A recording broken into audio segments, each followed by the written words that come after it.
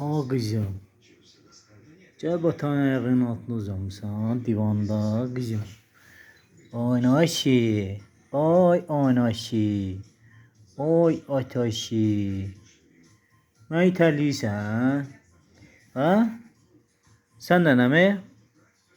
Məni itələyirsən, elə? Quyruğu dabadır, özlə mənsin. Oy. Ah. Uy. Döce kızım kızım kızım döce kızım. Vatan hayatı.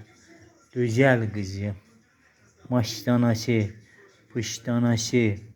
Oy. Qarnı əli vuran kimi itəliyirsən atanı. Ata qaşıdı boğazın altın sən.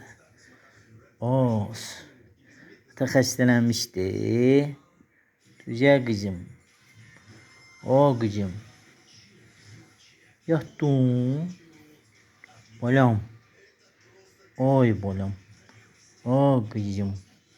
Amaştanım. O poştanım. Öldün ki sen aş. Öldün ki sen aş. Aş. Hayatım. Güzelim.